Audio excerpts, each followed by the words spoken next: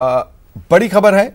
LAC पर 1.5 kilometre तक चीनी सेना पीछे हटी है। ये इस वक्त की बड़ी खबर हम आपको बता रहे हैं और सूत्रों के हवाले से यह खबर है। गलवान घाटी के पास बफर जोन बना है। दोनों देशों में बातचीत के बाद माहौल कुछ बदला बदला नजर आ रहा है। भारत और चीन के बीच मई के महीने से जारी विवाद में यह अब तक की सबसे बड़ी खबर सामने आई है। कूटनीतिक नजरिए से देखें तो 15 जून को जिस जगह पर दोनों देशों की सेनाएं आमने सामने आई थीं, अब वहां से चीनी सेना करीब 1.5 किलोमीटर पीछे हटी है। सेनाओं के बीच लगातार सैनिकों को पीछे हटाने को लेकर मंथन चल रहा था। ऐसे में ये इस प्रक्रिया का पहला पड़ाव माना जा रहा है। LAC पर गलवान घाटी में हिंसा वाले स्थल के पास से चीनी सेना करीब 1 से 1.5 किलोमीटर पीछे हट गई है। सूत्रों की माने तो दोनों देशों की सेना ने रीलोकेशन पर सहमति जाहिर की है और सेनाएं मौजूदा स्थान से पीछे हटी है। गलवान घाटी के पास अब बफर जोन बनाया गया है ताकि किसी तरह की हिंसा की घटना फिर ना हो। और इसी को लेकर लहर से और जानकारी दे रहे हैं संवाददाता अरुण सिंह। हिंदुस्तान और चीन के बीच जो कोर कमांडर स्तर की बातचीत हुई थी वो 3 बार हुई थी और हर बार लगभग 11 से 12 घंटे के बीच बातचीत हुई थी। बातचीत 6 जून को भी हुई थी, लेकिन 15 जून को चीन की सेना ने धोखे से हमला किया था, जिसमें भारतीय सेना ने जवाब दिया था और दोनों तरफ से जाने गई थी। हिंदुस्तान के 20 सैनिक शहीद हो गए थे। अब जो खबर आ रही वो ये कि जो गलवान नदी है, चूंकि यहां पर टेम्परेचर बहुत तेजी से बढ़ रहा है और पानी बहुत ज्यादा गलवान नदी में आ रहा है, इसलिए चीन ने जो टेंट उसके आसपास लगाए थे, पानी वहां तक जा रहा था और पानी बहुत ठंडा होता है। इसलिए खबर यह आ रही है सेना के सूत्रों से कि 1.5 किलोमीटर पीछे गई है चीन की सेना, यानी अपने टेंट पीछे ले गए हैं और जो आर्मर्ड व्हीकल्स थे जो उन्होंने अग्रिम मोर्चे पर खड़ा कर रखा था उनको भी पीछे लेके गया चीन। तो एक तरह से जो कोर कमांडर स्तर की बातचीत हुई थी उसका कोई नतीजा देखने को निश्चित रूप से मिल रहा है। चीन की सेना कहा यह जा रहा है कि 1.5 किलोमीटर पीछे गई है।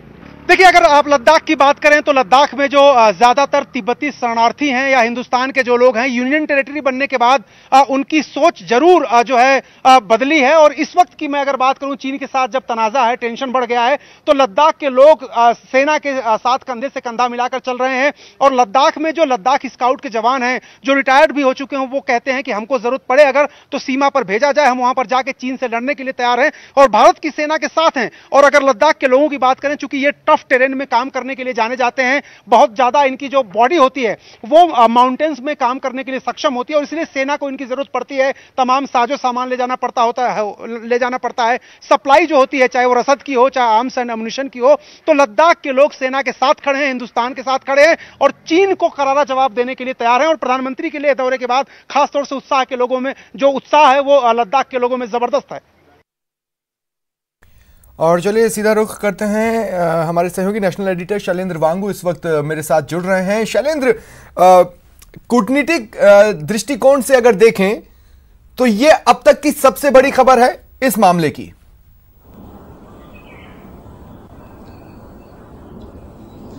बिल्कुल, ये काफी राहत भरी खबर है कि मई के महीने से लगभग जो तनाव चल रहा था उसमें कुछ कमी होती नजर आ रही है। और आपको बता दें कि जो डिसएंगेजमेंट की खबरें आ रही हैं वो सिर्फ गलवान घाटी से नहीं है, बल्कि 2 और इलाके हैं जहां से ये डिसएंगेजमेंट की खबरें आ रही हैं, जिसमें एक गोगरा है और हॉट स्प्रिंग्स है। इन दोनों जगहों पर बताया जा रहा है कि चाइना जो है वो अपनी फोर्सेस को पीछे हटा रहा है। ना सिर्फ फोर्सेस बल्कि उनकी गाड़ियां और वो टेंट जो PP-14 पर मौजूद थे गलवान घाटी में, उस टेंट को भी वहां से हटा दिया गया। तो कहीं ना कहीं एक बड़ी डिसएंगेजमेंट की प्रक्रिया शुरू हो चुकी है।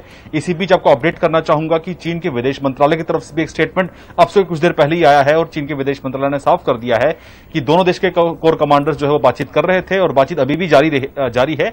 और ऐसे में जो डिसएंगेजमेंट है वो उसकी प्रक्रिया शुरू हो चुकी है। ये चीन के विदेश मंत्रालय की तरफ से भी इसकी पुष्टि फिलहाल हो चुकी है। तो कुल मिलाकर तनाव जो है वो कम हो रहा है, लेकिन एक बड़ा सवाल यह है कि अभी तक जो पेंगोंग सो है यानी पेंगोंग लेक है, वहां पर फिंगर्स को लेकर जो तनाव बना हुआ था उसमें कोई राहत की खबर नहीं मिल रही है। उस इलाके से अब तक चाइना के पीछे जाने की खबर नहीं है। हालांकि 3 अलग अलग एरिया से, जिसमें गोगरा, गलवान और हॉट स्प्रिंग शामिल है, वहां से चीन पीछे हटा है। आपको बता दें, हमारे पास जो जानकारी है उसके मुताबिक प्रधानमंत्री मोदी के विजिट के बाद, प्रधानमंत्री मोदी के लेह दौरे के बाद पूरी दुनिया में एक साफ संदेश गया था कि भारत पीछे नहीं हटेगा। तो इसके बाद माना जा रहा है कि पूरी दुनिया में जो मैसेज गया है, चीन भी ये बात समझ चुका है कि भारत का स्टैंड क्या है। लेकिन इसके बाद जो बैकग्राउंड में जो खबरें आ रही हैं उसके मुताबिक भारत और चीन के बीच में 48 घंटों तक, यानी फ्राइडे को जब प्रधानमंत्री मोदी की विजिट हुई थी, उसके बाद शनिवार और रविवार को काफी ज्यादा स्तर पर बातचीत हुई है, काफी लंबी बातचीत हुई है दोनों देशों के बीच में। हालांकि इसकी डिटेल्स हमारे पास नहीं है, लेकिन माना जा रहा है कि इन बातचीत के बाद ही सहमति बनी है दोनों देशों के बीच में कि वो डिसएंगेज करेंगे और वहां से ट्रूप्स का रिडक्शन भी होगा। भारत भी पीछे हटा है एक बफर जोन बनाने के लिए ताकि आमना सामना ना हो। लेकिन फिलहाल मई के बाद अब जुलाई के महीने में तो थोड़ी राहत की खबर मिल रही है और जो टेंशन है, जो तनाव है, वो कम होने की खबर मिल रही है। चलिए, शुक्रिया हमारे साथ जुड़ने के लिए और तमाम बातचीत के लिए।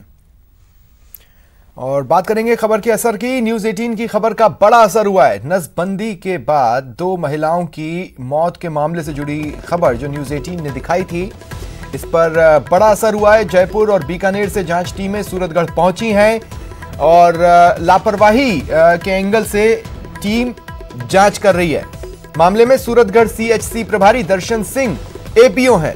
ये बड़ी खबर इस वक्त की। न्यूज 18 की खबर का बड़ा असर। जयपुर और बीकानेर से जांच टीमें सूरतगढ़ पहुंच चुकी हैं। ये मामला नसबंदी के बाद 2 महिलाओं की मौत से जुड़ा है, जिसमें लापरवाही की बात सामने आ रही है। इसी लापरवाही की जांच करने ये टीमें न्यूज 18 की खबर के बाद भेजी गई हैं, पहुंच गई हैं और जांच कर रही हैं।